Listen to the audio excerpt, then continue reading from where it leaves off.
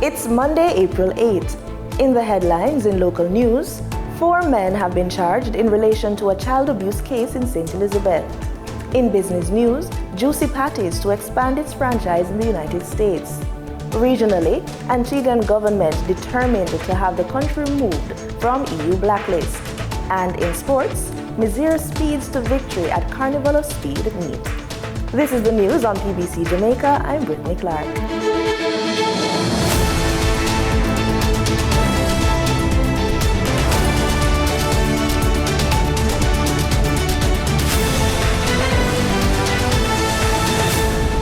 Four men have been arrested and charged in relation to allegations of child abuse at the Atlantis Leadership Academy in Treasure Beach, St. Elizabeth.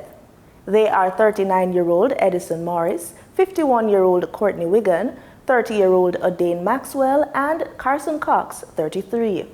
The men have been charged with assault occasioning bodily harm, cruelty to a child, and assault at common law. The men are members of the staff at the facility, which advertises itself as a faith-based school serving teens with behavioral issues.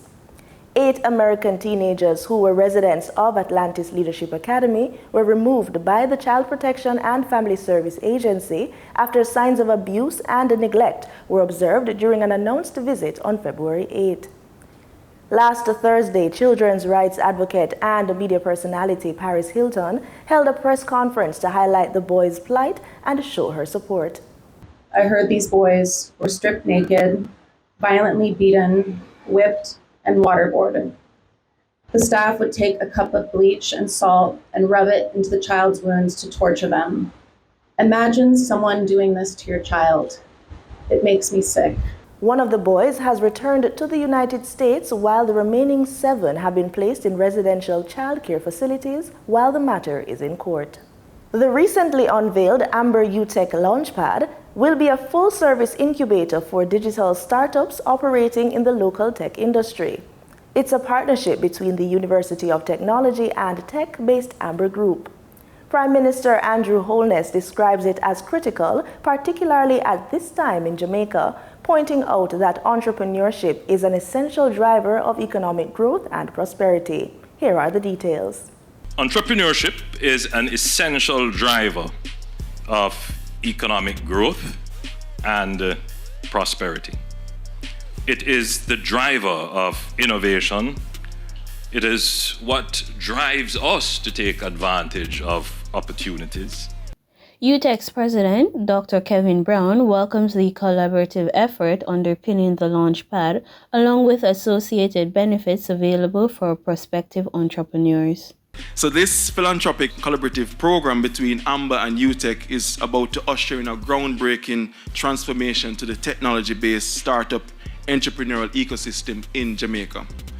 As part of this collaboration, Utch, through our Technology Innovation Center, the TIC, will provide incubation services to the selected startup businesses in the Launchpad program. The Launchpad offers comprehensive support, including training for entrepreneurs, mentorship, full end-to-end IT development to bring products to the market, and workspace facilities. What it involves is it's a comprehensive support system, end-to-end development, and founder protection for any founder who wants to work with us under the Amber Utch umbrella. So what do we provide to the founders? 1, we provide a whole end-to-end development of their product. You will never have to go beg for money to finish your product and roll it out into the market, ever. So that was the first big milestone we wanted to conquer. Under the program, the operators of 100 technology-driven startups will be provided with the financial support, resources, and mentorship. Amber Group Chief Executive Officer Ambassador Dushan Savadia says the initiative is another vehicle to support entrepreneurial growth through innovation. In 1 year, our intention is that we take you from training while we're parallelly building your product, and we launch you out into the whole world through our marketing channel. Amber is already serving more than millions of customers all over the world directly, and hundreds and thousands in Jamaica too. So we already have the whole ecosystem to launch them out into the world. Ambassador Savadia points out that the collaboration with Utch will give the budding entrepreneurs the physical infrastructure to work on their own projects. Jamaica's government spends just $3 billion on procurement of goods and services, and local entrepreneurs can access a chunk of that business. Find out more about the process and how one can benefit in the following feature. Procurement is the acquisition of goods, works, and services by any means. That is by hire purchase, rental, lease, and thus by regular buying. Procurement is really about getting from the economic market those things that the government needs in order to deliver services that is mandated to deliver. That's what public procurement is all about. Anybody can be a supplier to the government. There are only two criteria that you must meet. That is, ordinarily, suppliers must be registered with the Public Procurement Commission and must be tax compliant in order to be eligible to participate. But there's no discrimination, there's no fetter on your participation. The government spends approximately $3 billion United States dollars every year in public procurement markets in Jamaica. $3 billion United States dollars. That's about 450 billion Jamaican dollars. And we use that to purchase petroleum products, but also industrial equipment and the construction of buildings and roads and services for the cleaning and portering of hospitals. It's a really big business, and you should be a part of it. In Jamaica, public procurement is governed by a legislative framework found in the Public Procurement Act 2015, as well as the Public Procurement Regulations 2018, the Public Procurement Reconsideration and Review Regulations 2018, the Public Procurement Registration and Classification of Suppliers Regulations 2019, and a range of other ministerial orders that have been made pursuant to those legislation. The Office of Public Procurement Policy is the central focal point on procurement thought and development in Jamaica. It is a branch of the Public Expenditure and Policy Coordination Division at the Ministry of Finance and Public Service. The Office of Public Procurement Policy is mandated by law to develop the public procurement system using statistics and data and cutting-edge thought to ensure that public procurement is efficient, effective, and it does exactly what it's meant to do, to ensure that services are delivered to all the citizens of Jamaica. Minister of Education and Youth Fable Williams says that despite the various challenges, significant progress has been made to the country's education system over the past 6 decades. Danita Rodney has the details. 6 decades is in fact a lifetime for many, and it is synonymous with the growth we've seen in the education sector through the number of initiatives, policies, and most importantly, through your perseverance and commitment as educators. That was Education Minister Fable Williams in her address to educators and stakeholders at the Jamaica Teachers Association JTA 60th Education Conference. In her statement, the Education Minister highlighted the improvement in the country's literacy rate. 60 years ago, if I could cast your minds back, almost 500,000 adults in Jamaica were illiterate, according to research work of Levi and Zendefeld.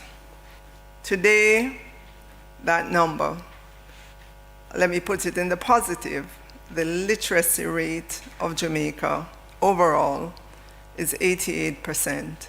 Significantly higher. Yes, you can applaud, but I'm also going to say not near that of our colleagues in the Caribbean. So we do have still some way to go, even as we celebrate how far we've come. Minister Williams continued reflecting on advancements in teacher training. 60 years ago, only about 40% of the teachers then were trained. Today, we boast 10 teacher training institutions, including those with teacher education faculties. And I would say 100% CEO of our teachers are trained. Yes, please give yourselves a round of applause. You have been putting in the work. You have been, and we appreciate that. Along with commending the JTA for the progress they have made over the years, Mrs. Williams shared gratitude from the ministry and expressed that they will continue to do their part to ensure the continued progress and success of Jamaica's education system in the years to come. For the news on PBCJ, I'm Danita Rodney. Time now for the business report with Denise Williams.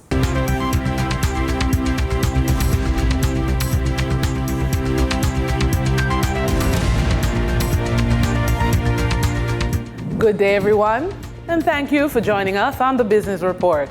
I'm Denise Williams, your guide to the latest happenings in the world of business.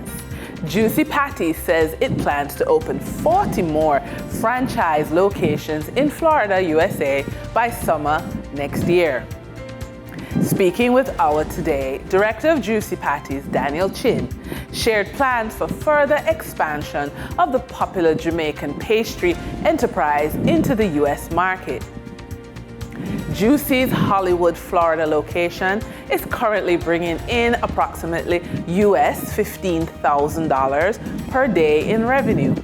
The company targets opening at least 5 locations in Florida by the end of summer this year, with the next location opening set for Lauderhill later this month. A record 6.96 million passengers passing through Kingston and Montego Bay generated revenue of US $200.28 million for the airport operator's Pacific Airport Group.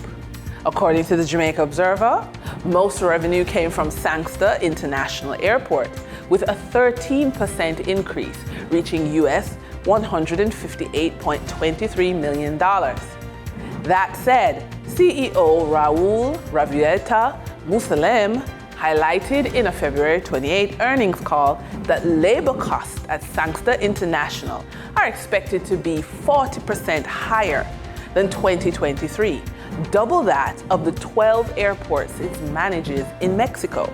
This could be further impacted by the recent minimum wage hike set to take effect on June 1st. The company is in discussions with Jamaican authorities regarding concession adjustments and is planning to invest around US $84.43 million in Jamaican airport projects. During trading on April 5, 2024, the top 3 advancing stocks covered the utilities, finance, and healthcare sectors on the Jamaica Stock Exchange. JPS 7% shares advanced by 11.63% for a $5 price increase to close at $48 with 15 shares traded.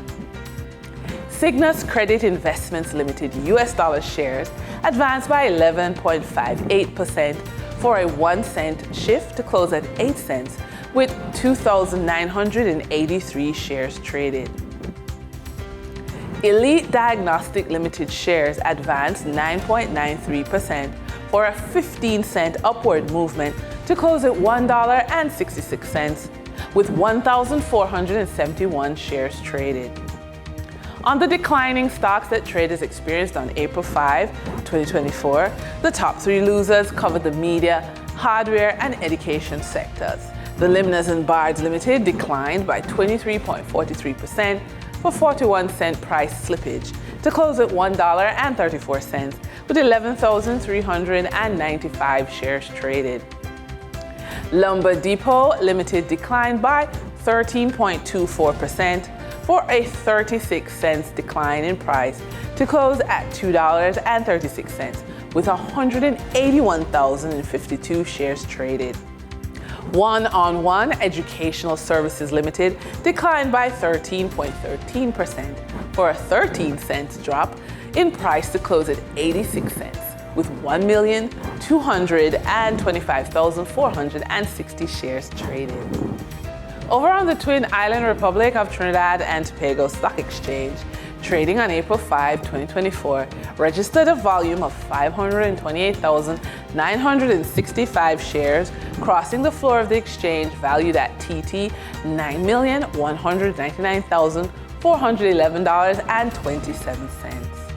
Massey Holdings was the volume leader with 171,751 shares changing hands for a value of TT $750,701.55, followed by Grace Kennedy Limited with a volume of 107,739 shares being traded for TT $439,198. Moving from the money moves of investors, executives, and companies, we turn to the Forex market. On April 5, 2024, the Bank of Jamaica reported that US $50.5 million was bought from Forex traders, while US $44.3 million was sold to Forex traders. Buying directly from the Bank of Jamaica, foreign currency traders sold the US dollar for $155.62 and bought the US dollar for $153.57. The difference between the buy and sell rate was $2.05, which represents a profit for Forex traders for every US dollar traded. Canadian Forex traders earned a trading profit of $1.58 from transactions at the Bank of Jamaica. The Canadian dollar was sold for $115.34 and bought for $113.76. For traders looking at the British pound, they pocketed a profit of $7.92, selling it for $197.01 and buying it for $189.09. Major life changes can be challenging, but they can also present incredible opportunities for growth and financial empowerment. For the credit report tip of the day, we encourage you to regularly check your credit report because knowledge is power. Start by obtaining a copy of your credit report from all the major credit bureaus. Review your credit report and identify any discrepancies or errors that could potentially harm your credit score. By staying vigilant, you can ensure that your credit report accurately reflects your financial history and credibility. And with that, we wrap up today's business report. I'm Denise Williams. Appreciate your company. Stay well informed, stay ahead of the curve. Until our next update, take care. In regional news, in Antigua and Barbuda, the government says the necessary steps are being taken to remove the country from the European Union's list of non-cooperative jurisdictions for tax purposes. Top officials from various agencies were invited to Cabinet on Thursday to discuss the matter as the authorities seek to stave off the economic ripple effects. Jamie J. Rocha reports. They have labeled Antigua and Barbuda as non-compliant, not because we have not undertaken exactly the proposals which they put forward, but rather they think that we have not had an opportunity to see how those proposals would work. He says another review is expected in June. Now, let me point out that the European Union has a big stick, and one of those sticks can be used to disengage Antigua and Barbuda from correspondent banking.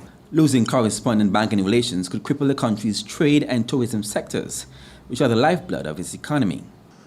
It is indeed a threat to sovereignty, but we understand that we live in a world in which those who have a great power exercise that power in a way that can make us blink. Taking advantage of the elderly in Barbados will not be tolerated. That's the word from Minister of People Empowerment and Elder Affairs, Kirk Humphrey. He was delivering the feature address at the opening of the BARP Towards 2050 conference recently. Minister Humphrey says drafting instructions have been completed and legislative framework is soon to be before Cabinet as the government looks at more ways to protect senior citizens. He also gave a stern warning to caregivers. If, for example, as we've seen, not only in the private sector, but also in government too, for being honest, if a person has responsibility for taking care of a senior, but then they're borrowing money from that senior, that's unacceptable. If you have responsibility for a senior and then you are taking the person's pension check and cashing it, many times without the consent of the family, that is unacceptable. If you go to the supermarket to shop for them and you also shop for yourself with their money without letting them know, it is unacceptable. And that in this regard, we must have a zero tolerance approach when it comes to taking care of our older persons. This is concerning because a person's quality of life during retirement is tied directly to the amount of money that they have been able to accumulate for their golden years. Those monies must withstand financial setbacks, shocks, including inflation, rising cost of living, and this calls for wise decisions. BART believes that this is a prime time for local financial institutions to create products that can mature in 2050, especially for the 40 to 59-year-olds. They've done it before, and we are asking them as a priority to do it again. In Guyana, while there are still some concerns about the availability of foreign currency locally, Vice President Dr. Bharat Jagdeo doesn't believe that a shortage exists. He told reporters that if there is a sustained shortage, the government could immediately inject large amounts of foreign currency into the local market. We believe that it's the choppiness of demand when you look at the entire market. On aggregate supply and aggregate demand, it should even itself out at a rate that doesn't see massive appreciation nor any major depreciation. Our interest now is in keeping the currency around a particular range, the historic range. So what happens though is that some banks have more foreign currency because they have more customers and suppliers of foreign currency than other banks, and they don't share their currency. So if you're dealing with one bank, etc., we are committed.